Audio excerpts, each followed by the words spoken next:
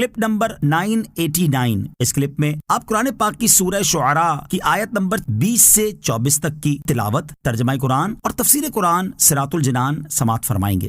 بسم اللہ الرحمن الرحیم۔ ترجمہ: اللہ کے نام سے شروع جو نہایت مہربان رحمت والا ہے۔ قال فعلتها اذا وانا من الضالين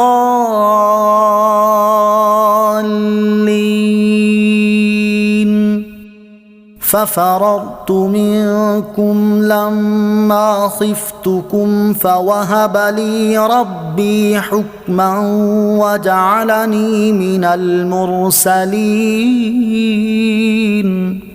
ترجمہ: موسیٰ نے فرمایا، میں نے وہ کام اس وقت کیا تھا جب کہ مجھے راہ کی خبر نہ تھی، پھر جب میں نے تم لوگوں سے ڈر محسوس کیا تو میں تمہارے پاس سے نکل گیا تو میرے رب نے مجھے حکمت عطا فرمائی اور مجھے رسولوں میں سے کر دیا۔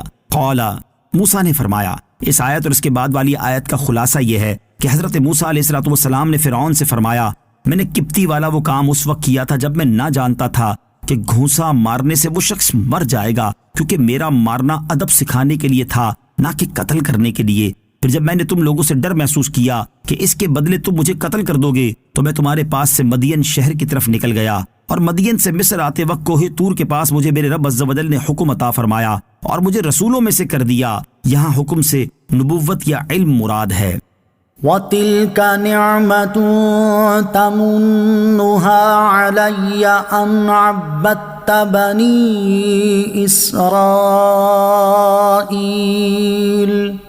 ترجمہ: اور یہ کون سی نعمت ہے جس کا تو مجھ پر احسان جتا رہا ہے کہ تو نے بنی اسرائیل کو غلام بنا کر رکھا۔ وَتِلْكَ، اور یہ فرعون نے جو احسان جتایا تھا اس کے جواب میں حضرت موسیٰ علیہ السلام نے فرمایا، اس میں تیرا کیا احسان ہے کہ تم نے میری تربیت کی اور بچپن میں مجھے اپنے پاس رکھا، کھلایا اور پہنایا، کیونکہ میرا تجھ تک پہنچنے کا سبب تو یہی ہوا کہ تو نے بنی اسرائیل کو غلام بنایا اور ان کی اولادوں کو قتل کیا۔ تیرے اس عظیم ظلم کی وجہ سے میرے والدین میری پرورش نہ کر سکے اور مجھے دریا میں ڈالنے پر مجبور ہوئے۔ اگر تو ایسا نہ کرتا تو میں اپنے والدین کے پاس ہی رہتا، اس لیے یہ بات کیا اس قابل ہے کہ اس کا احسان جتایا جائے؟ اسے دوسرے الفاظ میں یوں سمجھ لیں کہ کوئی شخص کسی بچے کے باپ کو قتل کر کے بچہ گود میں لے اور اس کی پرورش کرے، پھر بڑا ہونے پر اسے احسان جتلائے کہ بیٹا تو یتیم لاوارث تھا، میں نے تجھ پر احسان کیا اور تجھے پال پوس کر بڑا کیا، تو اس کے جواب میں وہ بچہ کیا کہے گا؟ وہ یہی کہے گا کہ اپنا احسان اپنے پاس سنبھال کر رکھ، مجھے پالنا تو تجھے یاد ہے، لیکن یہ تو بتا کہ مجھے یتیم و لاوارث بنایا کس نے تھا؟ قال فرعون وما رب العالمين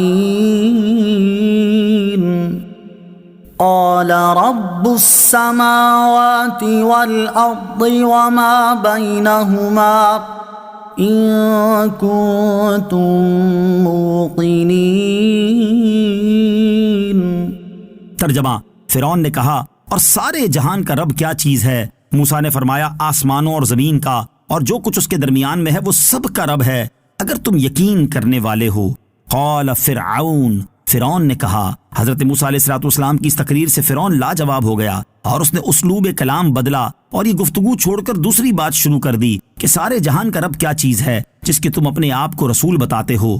قال، موسیٰ نے فرمایا۔ بعض مفسرین کے نزدیک فرعون کا سوال چیز کی جنس کے بارے میں تھا، اور اللہ تعالیٰ چونکہ جنس اور ماہیت سے پاک ہے اس لیے حضرت موسیٰ علیہ السلام نے اس کے سوال کا جواب دینے کی بجائے اللہ تعالیٰ کے افعال اور اس کی قدرت کے وہ آثار ذکر فرمائے جن کی مثل لانے سے مخلوق عاجز ہے۔ چنانچہ فرمایا کہ سارے جہان کا رب وہ ہے جو آسمانوں اور زمین اور جو کچھ ان کے درمیان میں ہے ان سب کو پیدا کرنے والا ہے۔ اگر تم لوگ اشیاء کو دلیل سے جاننے کی صلاحیت رکھتے ہو تو ان چیزوں کی پیدائش اس کے وجود کی کافی دلیل ہے۔ اس مفہوم کے اعتبار سے آیت سے یہ بات معلوم ہوتی ہے کہ ہر شخص سے اس کے لائق گفتگو کرنی چاہیے۔ حضرت عبداللہ ابن عباس رضی اللہ تعالیٰ عنہما فرماتے ہیں، ہمیں حکم دیا گیا ہے کہ ہم لوگوں سے ان کی عقلوں کے مطابق کلام کریں۔ بعض مفسرین کے نزدیک فرعون کا سوال اللہ تعالیٰ کی صفت کے بارے میں تھا، اس لیے حضرت موسیٰ علیہ السلام نے یہاں جو جواب دیا وہ فرعون کے سوال کے مطابق ہے۔ یاد رہے کہ ایقان اس علم کو کہتے ہیں جو استدلال سے حاصل ہو، اس لیے اللہ تعالیٰ کی شان میں موقن نہیں کہا جاتا۔